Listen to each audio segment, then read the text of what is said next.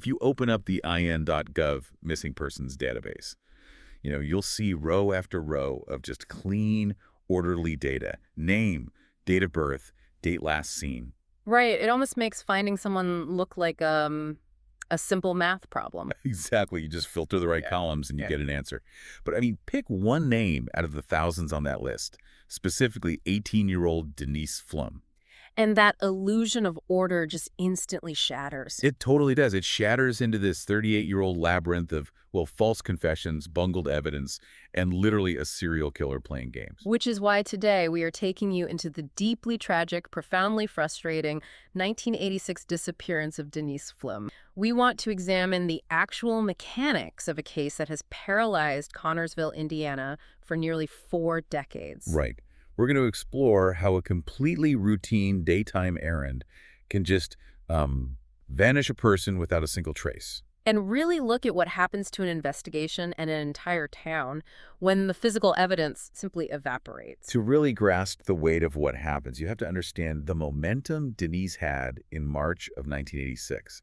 I mean, she wasn't just a high school senior. She was someone sprinting toward her future. Yeah, the sources really paint a picture of a highly motivated kid. Absolutely. She was deeply involved in her community. She played basketball, track, volleyball, softball. She was even a member of the National Honor Society. But what really stands out from the files is her specific ambition, right? Yes. She had just been accepted to Miami University in Ohio to major in microbiology. And she was aggressively pursuing a track scholarship to help pay for it.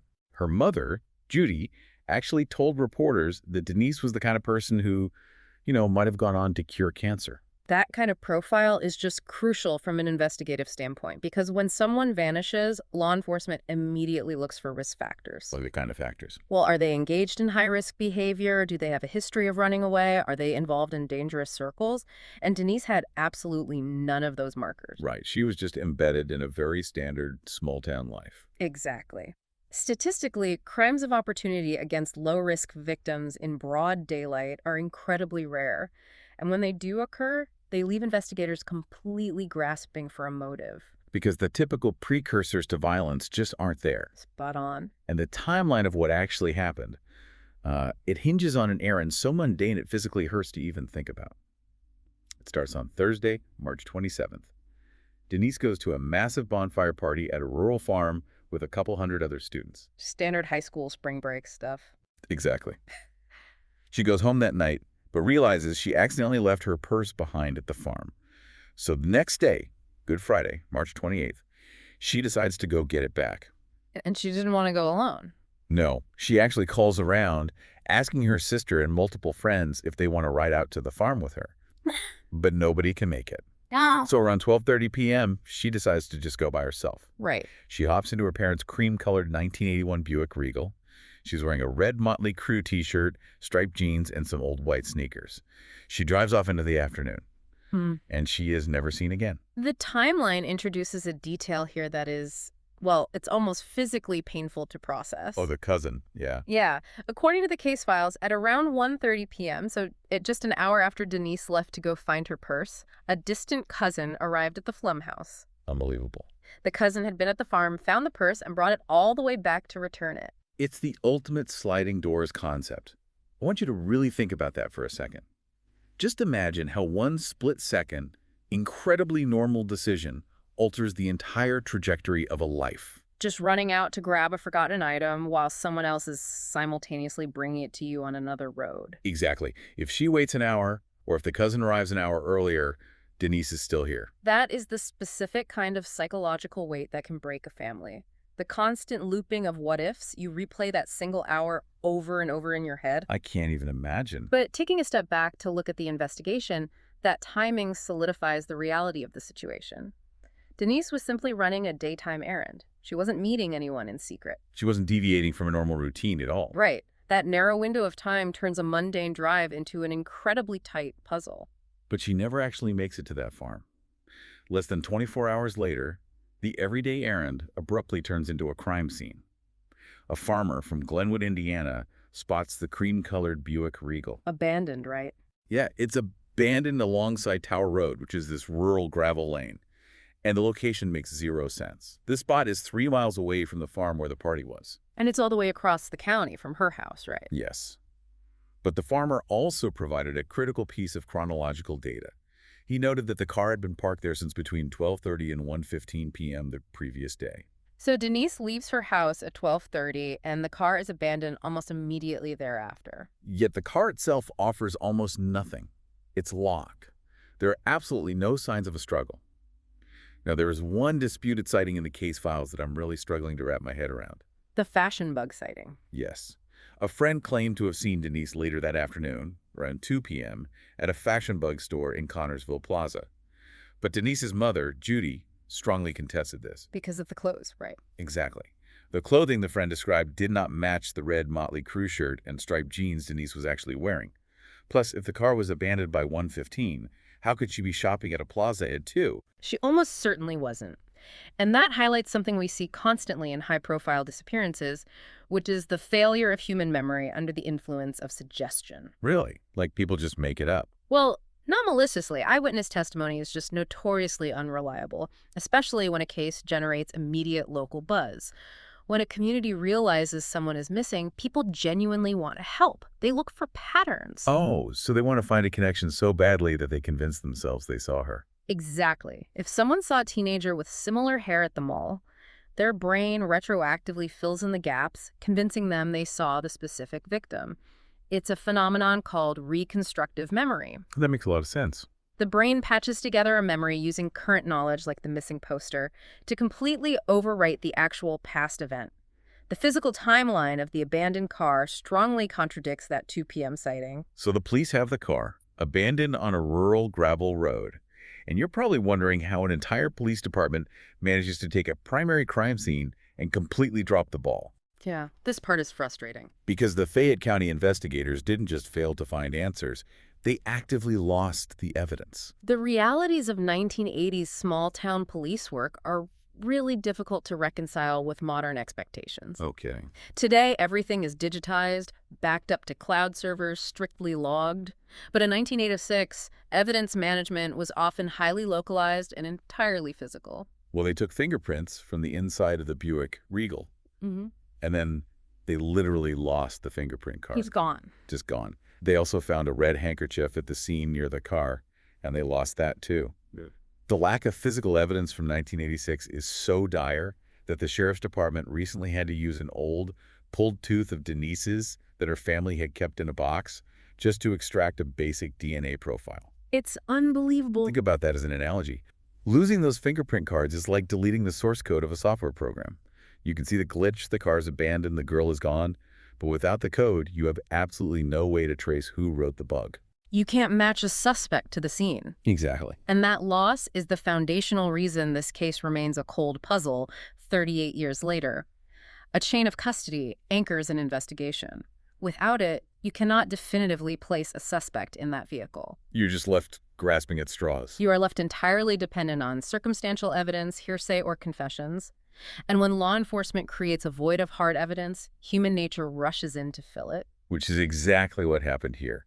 Reading through the Reddit web sleuth threads from our sources, there's this massive, long-standing local rumor that Denise saw a drug deal she shouldn't have seen out on that rural road. Ah, yes, and that she was killed to keep her quiet. Right. The interrupted cartel theory is an incredibly common trope in unsolved disappearances. But if we just apply Occam's razor here, the idea that the simplest answer is usually the right one, it's incredibly hard to buy into this movie plot idea of a rural drug cartel. I agree. The concept that an 18-year-old high schooler stumbled into a lethal, midday rural drug operation that was so sophisticated they managed to vanish her without a single trace.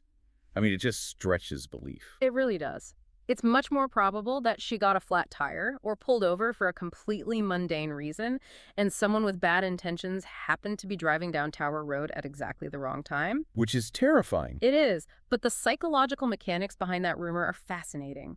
People invent complex conspiracies because the alternative, that a random, brutal crime of opportunity can happen in broad daylight and go completely unpunished, is just too terrifying to accept. That makes sense. It's easier to blame a cartel than random chance. Exactly. But a spontaneous crime of opportunity is precisely the kind of event that goes unsolved when physical evidence is lost.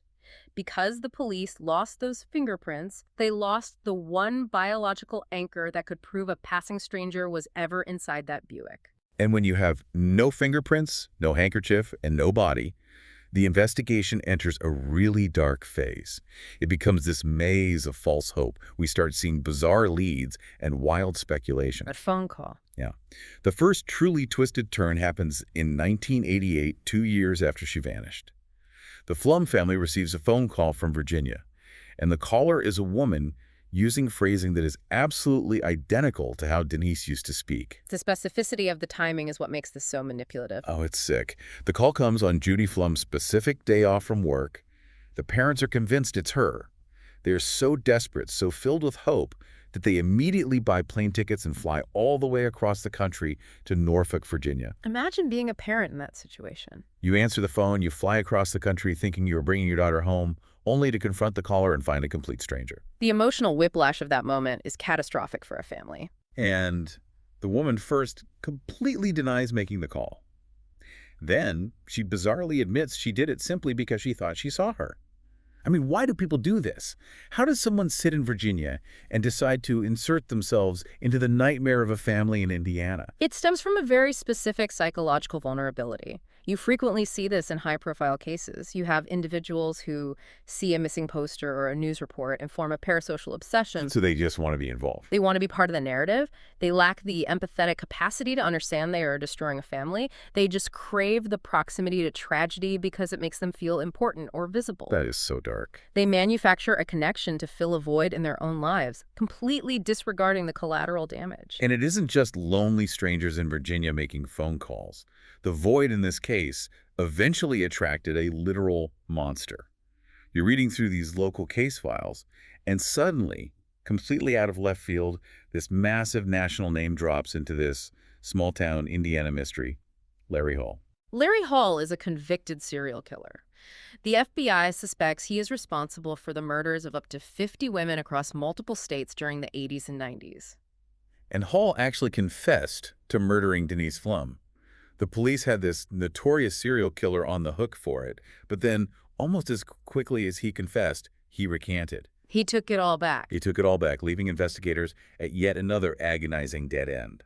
Why would he confess?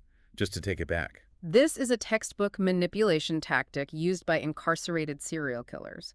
Men like Larry Hall view confessions as a form of currency. Currency? How so? Well, they are already serving life sentences, so admitting to another crime carries very little personal risk. But it buys them tremendous leverage. They trade these confessions for better prison conditions, for temporary transfers to different facilities, or simply to exert power over investigators who are desperate to close a file. So they just toy with law enforcement. Exactly. And because the Fayette County investigators lost the fingerprints from the Buick, they had no physical mechanism to call his bluff or corroborate his initial statement. So we have the psychological torment of strangers across the country and serial killers playing games from prison. But decades later, the narrative shifts away from random strangers to something far more intimate. We have to talk about Sean M. McClung. The ex-boyfriend. This is where the profile of the suspect shifts from a random encounter to a known statistical risk factor. Right. Sean and Denise had dated for about 3 years, but they broke up just a month before she vanished. After she disappeared, Sean eventually moved away to Arizona. He was questioned back in the 80s, but he always claimed he thought Denise was still alive. Until 2020. Right. Fast forward to the year 2020. 34 years have passed since that cream-colored Buick was found on Tower Road. Sean has moved back to Connorsville. He's in his mid-50s, but his health is completely failing due to a terminal illness. And he's in jail, isn't he? He is. He's sitting in the Fayette County Jail facing 2 unrelated fraud charges. And suddenly, he agrees to talk about Denise. The timing of his willingness to talk is driven entirely by his environment and his physical deterioration. He sits down for a 3-hour interview, and he confesses. He tells police that he killed Denise in March of 1986. He claims she picked him up, they got into a massive argument, he killed her, and then his friends helped him hide the body. But there were strings attached to this confession. Huge strings. He doesn't just offer this out of the goodness of his heart. He demands a deal. Full immunity from the murder charge. And he wants his fraud charges dropped entirely in exchange for his statement. It's a bold move. I'm trying to figure out the logic here. If the man is dying of a terminal illness, Why does he care about negotiating a plea deal for fraud? It comes down to the primal desire for autonomy at the end of life. Facing terminal illness creates a profound cognitive dissonance, especially for someone incarcerated.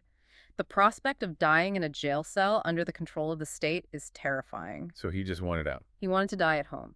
He used the only leverage he had left, the 34-year-old mystery of his missing ex-girlfriend, to negotiate his way out of a concrete cell. But the prosecutor puts a massive catch in the immunity agreement. It requires him to physically lead authorities to Denise's body. He cannot withhold any information. And he couldn't do it. He fails to do it. He either refuses or is completely unable to provide the location of her remains. So the prosecutor pulls the immunity deal.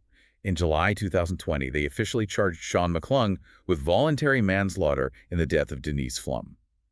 To the town, it looked like the momentum of justice is finally shifting. But legally, moving forward with a homicide prosecution without a body and with a suspect who failed to fulfill his end of the proffer agreement is incredibly fragile. And then comes the final sickening twist. September 2020, Sean is in the hospital, literally just 5 days away from dying. His public defender, Judson McMillan, captures an audio recording of him. And what does he say? On this recording, Sean completely recants his confession. He tells his lawyer that he actually had no idea what happened to Denise. He claims the entire reason he confessed was because he was desperate to get out of jail to see his family before he died, and he thought he might be able to grab the $25,000 reward money the family was offering at the time. Wow. A few days later, he takes his last breath. When you analyze the mechanics of false confessions, desperation is a massive catalyst. Sean was facing fraud charges, which establishes a baseline history of deception. That's a really good point. He manipulated the legal system to improve his immediate comfort. The fact that he couldn't produce the body strongly suggests he was leveraging the town's deepest wound purely for his own benefit. It's like a real-life poison pill. He gives this small town the ultimate closure they have been desperately craving since 1986. But he laces it with a lie because he can't produce the physical proof. Was this the ultimate con of a dying man who just wanted to go home? Or did he actually take a dark, terrible secret to his grave? We also have to weigh the intuition of the family here. Denise's mother, Judy, went on record stating she never believed Sean was responsible for her daughter's disappearance. Oh, really? Yeah. Mothers often have a highly tuned read on their children's relationships. If Judy didn't see Sean as a credible threat, and Sean couldn't provide the location of the remains, the confession begins to look entirely like a mechanism of self-preservation rather than a sudden pang of guilt. Which just leaves the investigators right back where they started on that gravel road. Square one. Which brings us to where we are today. The family refuses to let Denise become just another filtered row on that nan.gov spreadsheet. They're still fighting. They continue to fight for answers. They've employed a private investigator. They run a very active Facebook page called Justice for Denise Pflum, and they have dramatically raised the stakes. There's now an active $100,000 reward for information leading to an arrest or the location of her remains. That financial incentive is specifically designed to shatter decades of silence. Loyalty fades over 38 years. Relationships dissolve. Marriages end. People need money. Exactly. People who might have helped cover up a crime or simply kept their mouths shut out of fear in their youth might look at a life-changing sum of money and finally decide to talk. So what does this all mean for you, listening right now? The next time you see a missing person alert or a database of names, look at it differently. It's not just data. It is a universe of lost potential. It really is. It's an 18-year-old girl who was going to study microbiology, who was going to Miami University, whose entire unwritten future was erased on a Friday afternoon while simply trying to get her forgotten purse back. It is a stark demonstration of how fragile the truth is and how quickly it evaporates when the physical evidence is lost to time and mismanagement. I want to leave you with a haunting question to mull over, something that really gets under my skin. With Sean McClung dead and his confession heavily disputed by both his own lawyer and Denise's mother, did the truth of what happened to Denise actually die with him in that hospital room in 2020? Or is the real answer still sitting quietly in a dusty, mismanaged police file, hidden somewhere within the fibers of a lost red handkerchief? Could the truth be closer to Connersville than anyone wants to admit? We keep staring at the puzzle, hoping the missing piece will just magically appear. But until that piece is finally found, the reality of what happened to Denise Pflum will remain trapped out there on Tower Road.